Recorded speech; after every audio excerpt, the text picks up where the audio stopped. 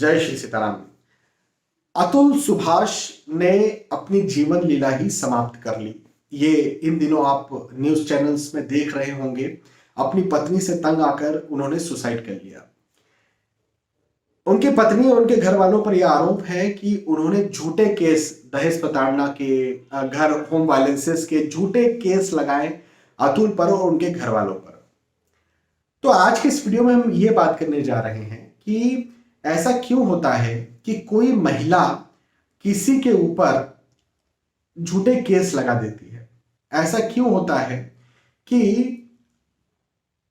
जो पति है, पति के ऊपर तो लगाया ही, माता के ऊपर भी, पिता के ऊपर भी, ब्रदर इन लॉ के ऊपर भी, सिस्टर इन लॉ के, मतलब पूरे घर परिवार के ऊपर जो है कोई महिला केस लगा देती है। ऐसा क्यों होता है, किस वास्तु दोष के कारण होता है, आज इस बारे में हम बात करेंगे। यदि ये वास्तु दोष ना हो घर में तो कोई भी महिला किसी के ऊपर, किसी घर के ऊपर केस नहीं लगा सकती। उसका घर जो है बहुत मजबूत होता है। मैंने ऐसे बहुत सारे एग्जाम्पल्स देखे हैं, जो कि मैं इसका साथ नहीं दे रहा हूं, लेकिन मैंने ऐसे बहुत सारे एग्जाम्पल्स देखे जहां पर बेचारी महिला सचमुच में प्रताड़ित हुई है। उसको दहेज प्रताड़ना दी गई है, उस महिला को परेशान किया गया है, लेकिन वो केस नहीं लगा पाई उनके घर वालों पर। क्यों? क्योंकि उनका वास्तु बहुत ज्यादा मजबूत था। मैं महिलाओं के पूरी तरह से साथ हूं। मेरी बिटिया भी है, ऑब्वियसली। मैं एक महिला के गर्भ से पैदा हूं। मेरी माँ है जिनसे मैं बहुत ज्यादा प्यार करता हूं, मेरी पत्नी है, मेरी एक बिटिया है। तो महिलाओं के लिए मेरी बहुत रिस्पेक्ट है, निसंदेह रिस्पेक्ट है। लेकिन जहां तक हमारा जो कानून है वो महिलाओं के लिए बहुत ज्यादा सॉफ्ट है, और ये कहीं बहुत हद तक अच्छी बात है, लेकिन कुछ हद तक ये खराब बात भी है, क्योंकि इसका गलत इस्तेमाल भी किया जाता है, जो कि इस केस में, अतुल सुभाष के केस में हुआ। तो आज मैं ये बता रहा हूं कि किस प्रकार से अपने घर को मजबूत किया जाए जिससे कोई भी महिला जो है वो केस ना कर सके। तो देखो, महिला की चूंकि बात हो रही है यहां पर, तो महिला के लिए जो जोन है वो है साउथ ईस्ट जोन, मतलब आग्नेय दिशा जो होती है वो घर की महिलाओं के लिए। अब महिलाओं में बिटिया नहीं है, बिटिया की बात मैं नहीं कर रहा हूं, मैं बात कर रहा हूं बहू की। हाँ, जो बाहर से आती है, मैं उसकी बात कर रहा हूं। या फिर ऐसी महिला जो अड़ोसी पड़ोसी है, बाहर की महिला है। बेटी की बात मैं नहीं कर रहा हूं, या ननंद की बात मैं नहीं कर रहा हूं, है ना। उस घर की ननंद हो, उस घर के पिता की बेटी हो, उस घर में की जिसका घर है उसकी बहन हो, उसकी खुद की बेटी हो, इसकी बात मैं नहीं कर रहा हूं, बहू की बात कर रहा हूं, दूसरी महिला की बात कर रहा हूं। तो आग्नेय दिशा जो है, साउथ ईस्ट दिशा जो है, वहां पर यदि बहुत ज्यादा पानी का काम होता है, वाटर का काम होता है, जैसे टॉयलेट होगा, वॉशरूम होगा, या फिर अंडरग्राउंड वाटर टैंक होगा, ओवरहेड वाटर टैंक होगा, या फिर पीने के पानी का स्टोरेज वहां पर बहुत ज्यादा होगा, है ना। तो यदि पानी का काम, वॉश एरिया ज्यादा होगा, पानी का काम जो है वो ज्यादा वहां पर होता है। कहां पर? साउथ ईस्ट में, आग्नेय दिशा में। दूसरी बात, ये तो एक बात हो गई। दूसरी बात, आग्नेय दिशा में काले रंग, नीले रंग या फिर ग्रे रंग का ज्यादा यूज हुआ है। जैसे मान के चले कोई कहता है, अरे सर हमारा तो आग्नेय दिशा में ही किचन है, ये तो बहुत अच्छा होता है सर। हाँ ठीक है, अच्छा होता है, लेकिन जो आग्नेय दिशा में किचन है, वहां पर जो स्लैब है जिसमें भोजन बनाया जाता है वो कौन से रंग का है? काले रंग का स्लैब है, काले रंग का पत्थर है। यही तो गड़बड़ कर दी फिर। तो वहां पर यदि आग्नेय दिशा में काला रंग का स्लैब हो, या कोई दीवारों पर रंग हो, या टाइल वगैरह लगी हुई हो, या ऑब्जेक्ट हो, फ्रीज, आजकल फ्रीज ग्रे ब्लैक कलर के होते हैं, है ना, यदि ऑब्जेक्ट्स ऐसे हों,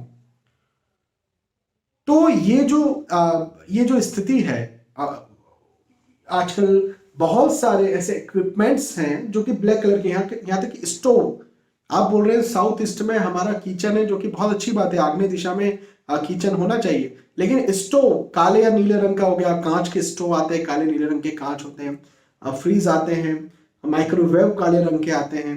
तो यदि काला रंग वहां पर भर दिया तो ये बहुत ज्यादा प्रॉब्लम क्रिएट करता है, और ऐसे बहुत सारे चांसेस हो सकते हैं कि आप पर कोई केस कर दे। तीसरी बात, आग्नेय दिशा ज्यादा खुली हो। खुली का मतलब यह है कि आग्नेय का ही द्वार हो, जो मेन गेट हो आग्नेय का हो, या फिर वहां बालकनी हो आग्नेय दिशा में, और आग्नेय दिशा में इतनी बड़ी बालकनी हो कि कहीं और ना हो, नॉर्थ ईस्ट में ना हो, नॉर्थ में ना हो, साउथ में ना हो, कहीं और ना हो, बस आग्नेय में बालकनी हो, तो ये भी दिक्कत पैदा करता है। तो मैं पता है मेरे पास ऐसे बहुत सारे केसेस आए और मैंने उन्हें पता है क्या उपाय दिया।